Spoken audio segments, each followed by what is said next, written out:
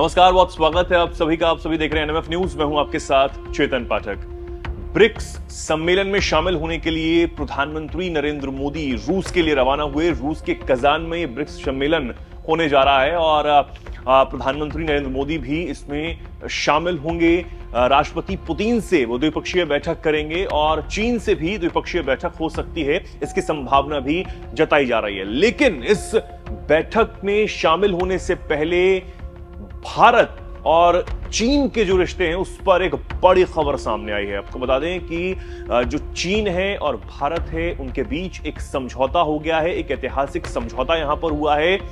LAC यानी line of actual control, जो border है उस पर पेट्रोलिंग को लेकर यह समझौता हुआ है। एक नया समझौता यहां पर किया गया है। दरअसल जिस तरीके से पिछले दिनों चीन और भारत के बीच इस क्षेत्र में काफी ज्यादा तनाव की खबरें थी, काफी ज्यादा तनाव जो है वो चल रहा था। एक दूसरे की जो सेना थी वो एक दूसरे के आमने सामने थी और अब ये जो समझौता हुआ है पेट्रोलिंग को लेकर, ये लाइन ऑफ एक्चुअल कंट्रोल को लेकर हुआ है। ये समझौता देपसांग और डेमचोक को लेकर हुआ है। ये दो इलाकों पर जिस तरीके से तनाव बना हुआ था, दोनों ही तरफ जो सेनाएं थी वो एक दूसरे के सामने खड़ी हुई थी और काफी चिंता वाला जो विषय है वो ये बनता जा रहा था। लेकिन जिस तरीके से विदेश मंत्री एस जयशंकर लगातार इस पर काम करते रहे, चाहे वो राजनयिक स्तर पर वार्ता हो या फिर सैन्य स्तर पर वार्ता हो, लगातार चीन से हमारी होती रही और उसके बाद अब ये समझौता यहां पर हुआ है।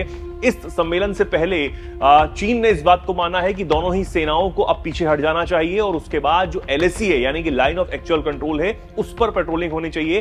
हालांकि विदेश सचिव जो हैं विक्रम मिस्री, उन्होंने इस बात की जानकारी इस सम्मेलन से पहले यहां पर साझा की है। एक नया समझौता यहां पर हुआ है और जिस तरीके से विदेश मंत्री एस जयशंकर ने इस बात को कहा था कि लगातार सितंबर 2020 से चीन के साथ बातचीत हो रही थी, इस पर जो है बातचीत बनाने की कोशिश हो रही थी, हम लगातार इस पर लगे हुए थे। साथ ही उन्होंने कहा कि 2020 के बाद कई वजहों के चलते तनाव पैदा हुआ, उन्होंने हमें ब्लॉक कर दिया था और हमने उन्हें ब्लॉक कर दिया था, लेकिन अब एक बार फिर एक समझौते पर हम पहुंच गए हैं। साथ ही विदेश मंत्री एस जयशंकर ने यह भी बताया कि दोनों देशों के बीच सहमति कैसे हुई है। उन्होंने इस बारे में कहा कि यह सहमति धैर्य और कूटनीति के चलती हुई है। चीन से बात करने में कई बार लोगों ने लगभग हार ही मान ली, लेकिन हम सितंबर 2020 से इस पर बातचीत कर रहे हैं। हमने चीन के साथ बातचीत की पूरी प्रक्रिया में बहुत धैर्य रखा और इस समझौते की अहमियत पर बात करते हुए विदेश मंत्री एस जयशंकर ने कहा कि सबसे ज्यादा अहम बात यह है कि अगर दोनों देशों के बीच समझौता हो गया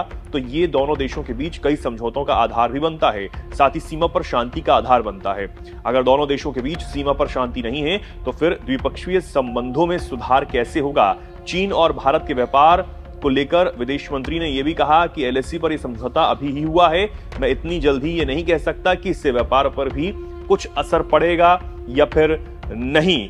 और साथ ही उन्होंने एक चीज और कही कि 12 सितंबर को जिनेवा में जब ये एक समिट हो रहा था, इस दौरान विदेश मंत्री एस जयशंकर ने कहा था कि भारत और चीन के बीच जो विवाद है वो 75% उसका समाधान जो है निकल चुका है और अब हम देख रहे हैं कि इस ब्रिक्स सम्मेलन से पहले कहीं ना कहीं जो बॉर्डर पे जो तनाव लगातार चीन से बना हुआ था उसका समाधान निकलता हुआ नजर आ रहा है और जो सेनाएं हैं, चाहे वो चीन की सेना हो या फिर भारत की सेना हो, वो अब पीछे हटने को राजी हो गई है और उसके बाद जो LAC का जो क्षेत्र है यहां पर अब पेट्रोलिंग होगी और जिस जगह तनाव हमेशा बना हुआ था यानी कि डेमसोंग और डेमचेक का जो इलाका था उस पर समझौता यहां पर हो गया है।